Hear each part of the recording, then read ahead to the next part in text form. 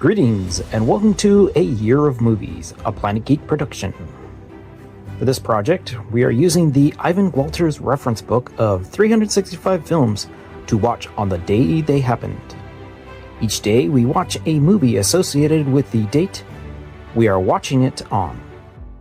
And as it is the 23rd of April, we are going to be watching The Madness of King George from 1994, directed by Nicholas Haytner and starring Nigel Hawthorne. So to be perfectly honest, I have not seen this movie until this particular moment. I am aware of the movie itself, the cast that is involved with this movie, and the impact it had at the time. But other than that, yes, this is my first viewing for this movie. And like I had already mentioned, not only does this movie star Nigel Hawthorne, but it also stars Helen Mirren, Ian Holm, Rupert Graves, Amanda Donohoe, Rupert Everett, and Julian Wyndham. So this movie deals with King George III of Great Britain around the year of the 1788, where portions of his court seem to be conspiring against him, including his own son. There he comes under a bit of an attack one evening and wakes up the next morning with like an altered persona, an altered mind, like that they consider a sickness. And while several of the doctors are brought to figure out what is wrong with the king, they definitely disagree, and a professional played by Ian Holm decides to take radical procedures to get the king over the madness that he is overcome by. We're dealing with a very impressive cast of British actors at the height. Great to see Nigel Hawthorne doing the gambit of acting between like a civilized mind and a crazed mind, and a flirtatious character, and the different levels, like anger and despite and remorse and whatnot. Helen Mirren playing the queen to King George is just she's such a tortured soul, knowing that her love for her husband is what drives her to keep the plot alive for her and her family as well. Our secondary characters are just so fantastic, and it's just a wonderful look to it. It has this great, because it's all being shot in actual locations and whatnot, with a fantastic feel of costumes and settings, and it has a very British feel to this movie, even from the opening with the credits playing over while the movie starts off. It has like almost like a televised version of a movie, but it's definitely a theatrical experience that you're watching. And it's when the king makes a mysterious instant recovery from his illness and then brings himself to Parliament. Eventually, the royals themselves attend a service of Thanksgiving for the king's recovery, which happens on April 23rd, 1789, which happens at 1 hour and 43 minutes into this 1 hour and 50-minute movie. And when it came to the Academy Awards for that particular year, it actually ended up winning for Best Art Direction, as well as being nominated for Best Actor for Nigel Hawthorne, Best Supporting Actress for Helen Mirren, and Best Adapted Screenplay.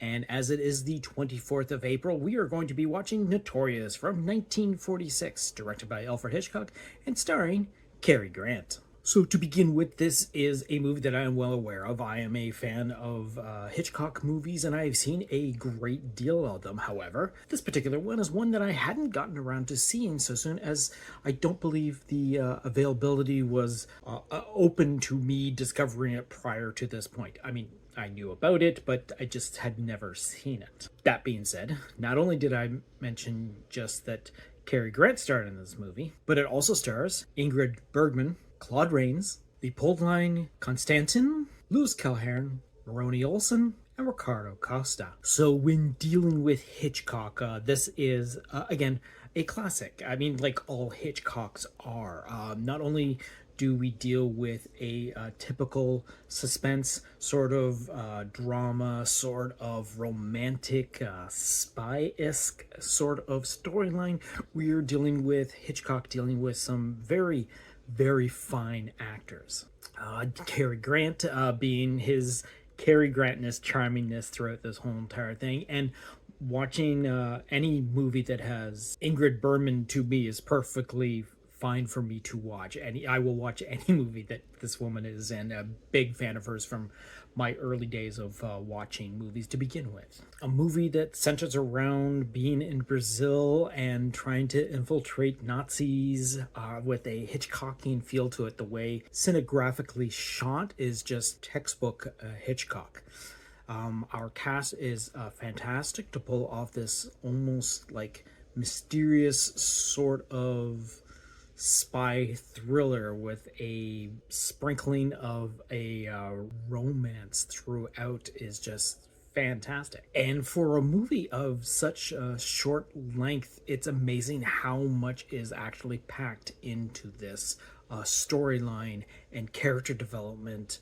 And it's just a thrilling movie to finally get around to witness. The main story falls around Alicia Huberman, who is Ingrid Bergman, as her father has, at the very start of the movie, been sentenced to 20 years in jail for treason. She is approached by government types, most forwardly being T.R. Devlin, who is Cary Grant, and she is recruited to infiltrate a neo-Nazi group in Brazil. One of the main characters involved in this is her father's former associate of Alexander Sebastian, who is played by Claude Rains. And while she is technically trying to seduce him, her and TR start to develop a bit of a relationship. And again, Hitchcock does a fantastic job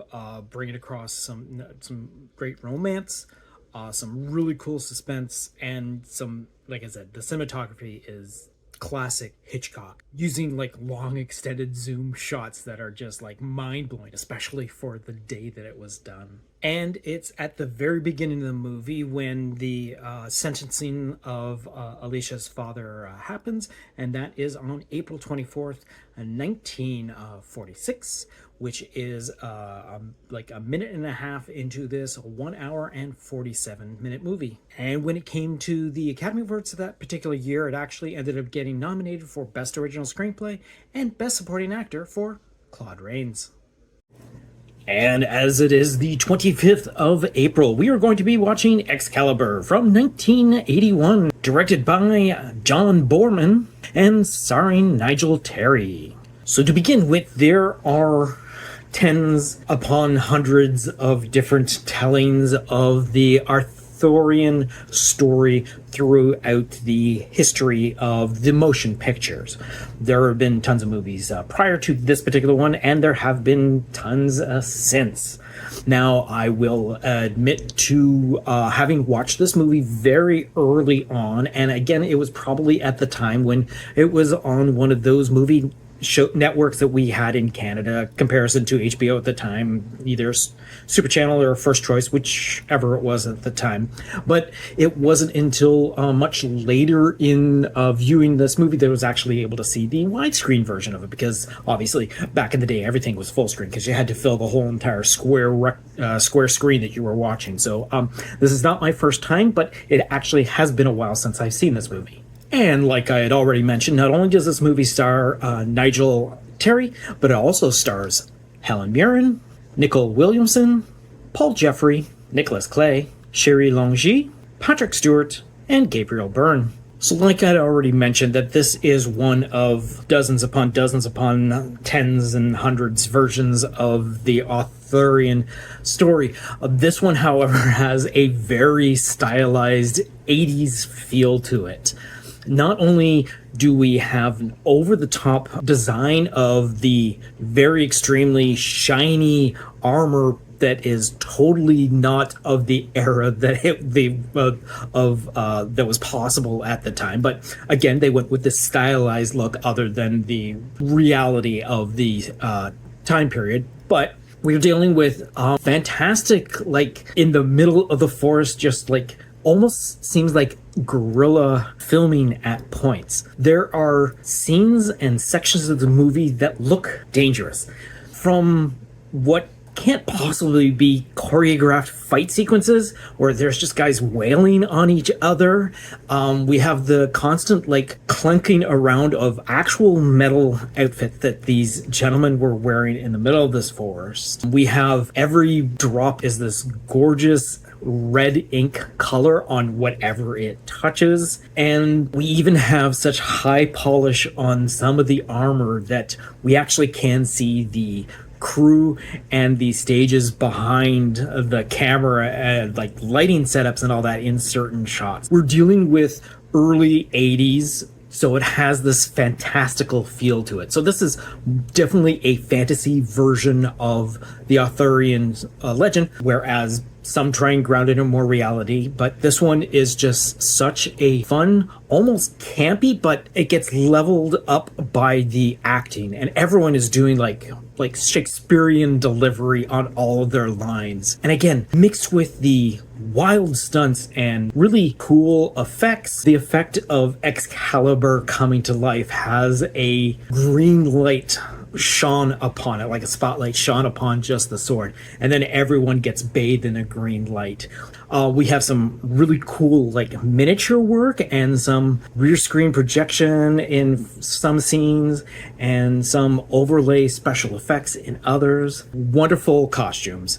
You cannot deny that these gorgeous pieces of armor and weaponry looks like so fabulous on the screen. And like I said, a little too highly polished sometimes, but it's also just, it's what the filmmakers went into going. Like they went, okay, you know what? Yes, we want them to look this way, so we're going to have to set aside the belief that, hey, you can see into these. It's the main reason why C-3PO was dirty through most of the original trilogy. So one day when the actual Knights of the Kingdom come together to basically do a duel to see who gets the opportunity to pull the sword from the stone, which had been set there by Uther Pendragon, Gabriel Byrne, several years ago, which turns out to be actually Easter Day on April 25th, 482. And it's on this particular day that is when Arthur is revealed to be the king of the Britons. This particular sequence happened about 23 minutes into this 2 hour and 20-minute movie. And when it came to the Academy Awards for that particular year, it ended up getting nominated for Best Cinematography. And as it is the 26th of April, we are going to be watching The Blind Side from 2009, directed by John Lee Hancock and starring Quentin Aaron. So it wasn't more in towards the actual run-up to the Oscars for the particular year this movie was released where I was aware of it. I mean, obviously, at the time, we got big Sandra Bullock energy going on in the world, and pretty much almost anything that she did, audience would go and see. And this definitely was one in the pack. However, for me in particular, again, we're dealing with a sports story, and again, based on a true story, but like I've mentioned several times before, not a big fan of the sports inspirational films, just because, again, always turns out to be pretty much 90% of the time the exact same ending as when I enter into watching this movie. So for this project, this is the first time that I've actually watched this movie. And like I already mentioned, not only does this movie star Quentin Aaron, but it also stars Sandra Bullock, Tim McGraw, Kathy Bates, Lily Collins, Jay Head, Ray McKinnon, and Kim Dickens. So again, we're dealing with like an inspirational biography, sports drama, which tells the story of a very kind-hearted, wealthy woman, Leanne, played by Sandra Bullock, who ends up basically crossing paths with a oversized teenager from definitely a different background, Michael Older, who's portrayed by Quentin Aaron. So when she notices that he's struggling and without a stable place to stay, she and her family step in to support him.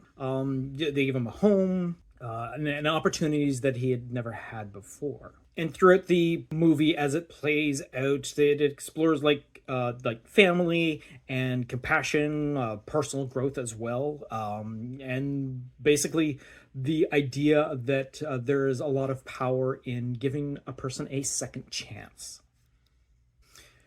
And with the sport of football being the central focus of the main line of this story, Michael comes to discover his talent and his potential on the field. And like so many of these particular, again, based on a real story, true events, sports things, we have a lot of blending of drama and humor. Very heartfelt. It's an uplifting movie, which, again, I'm not down on these types of movies, but it's kind of nice when every once in a while it's like, okay, yeah, no, I mean, I understand why the reasoning of this movie. Before even seeing this movie, I pretty much understood how it was going to play out, but it was nice to see it played out the way it did.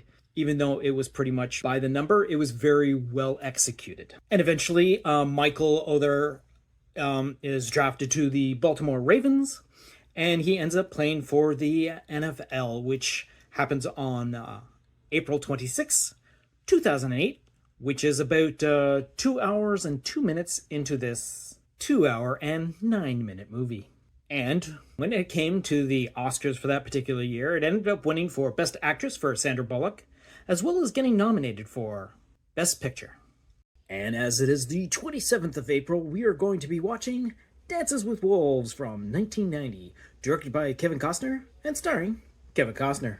So at the time of both the development and the production and the release of this movie, it was kind of hard to avoid any sort of press that didn't have anyone saying anything about this particular movie, especially the directing of Kevin Costner, the starring of Kevin Costner, the story that it involved, and the length of the movie. I did not see this movie in the theaters, as I do not actually know why. I did remember seeing it on probably DVD in the early releases of that. Prior to this watching, I had only seen it that one time. And as I had already mentioned, the movie does star Kevin Costner, as well as Mary McDonnell, Graham Greene, Rodney A. Grant, Floyd Red Crow Westerman, and Tattoo Cardinal. So the movie follows a Union Army lieutenant, played by Kevin Costner, who, after a traumatic Civil War experience, requests a posting in the remote frontier fort of the Great Plains.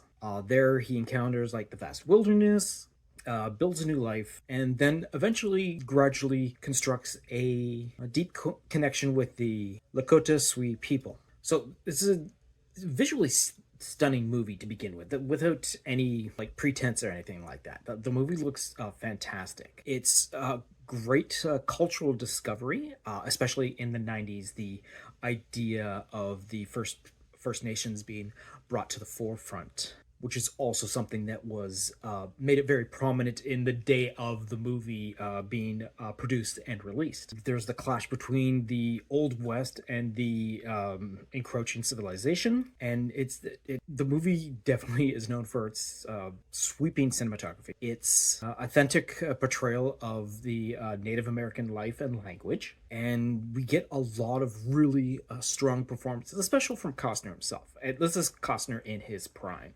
doing like probably one of the top, in my own personal opinion, performances of his career. And being so wonderfully backed up by the native actors that portray, obviously, the Lakota Sioux people.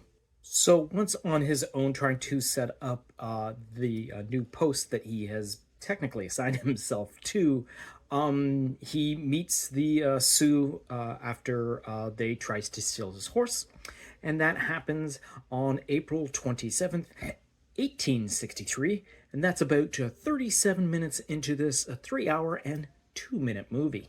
And when it came to the Academy Awards for that particular year, it ended up winning Best Picture, Best Director, Best Adapted Screenplay, Best Cinematography, Best Sound, Best Film Editing, and Best Original Score. And it also got nominations for Best Actor for Kevin Costner, Best Supporting Actor for Graham Greene, Best Supporting Actress for Mary McDonnell, Best Art Direction, Set Direction, and Best Costume Design.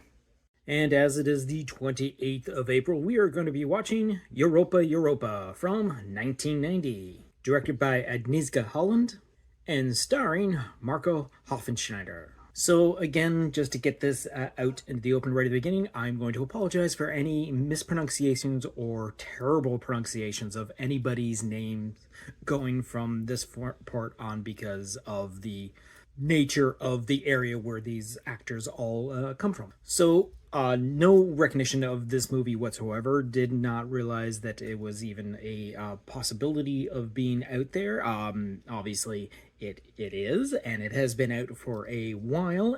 So needless to say, this is definitely the first time I've watched this movie. And like I had already previously mentioned, that it stars Marco Hofschneider, as well as Julia Deppy, Renee Hofschneider, Ashley Wagnagger, Halina Labronarska, Klaus Abranowski, and Michelle Glazer. So being born into a Polish-Jewish family, Sully Perel experiences rising anti-Semitism. After the killing of his sister, the family flees Poland. Following the German invasion of Poland, his parents sent him and his brother eastwards towards the Soviet Union for safety. Unfortunately, along the way, the brothers become separated, and Sully himself, again portrayed by Marco Hoffenschneider, ends up in like an orphanage when the Nazis invade the Soviet Union.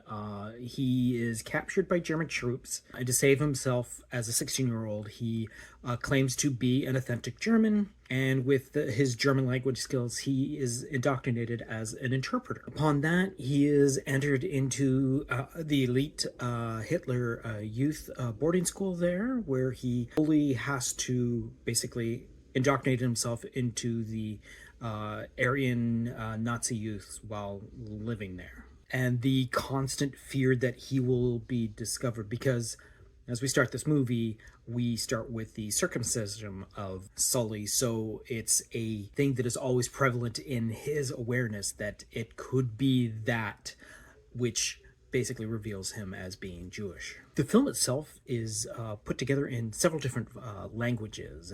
It's German, Russian, Polish, and Hebrew throughout the different things. There obviously an English subtitle is how I watch this particular movie, and it's also a better way to do it because you get the gravitas of, again, like I've mentioned before, the actors, their gravitas of the delivery of their actual lines then matched up with the words that you see. But the fact that they end up using the multiple languages instead of everyone speaking one particular language actually adds to the authenticity of what is actually the occurrences of reality happening. A very gripping and thought-provoking, and at actually times surprisingly humorous.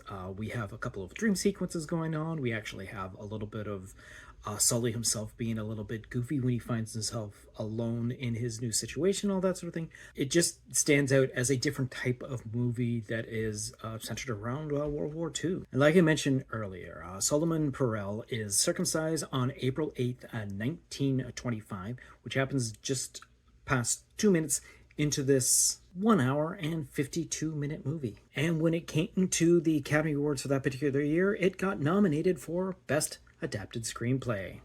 And as it is the 29th of April, we are going to be watching 127 Hours from 2010, directed by Danny Boyle and starring James Franco. So to begin with, I was vaguely aware of the actual events happening at the time that they did. It was a bit of a news article that went around about the occurrence that happened to this lone hiker, his predicament, and what had happened to him. And a number of years later, when this movie went into production, the names of having both Danny Boyle and James Franco attached to it definitely brought it to the forefront as well. I had definitely not seen this movie until this particular moment. To tell you the truth, I really don't know why I hadn't seen this movie, because this is the type of movie that I probably would have really enjoyed seeing, especially on the big screen.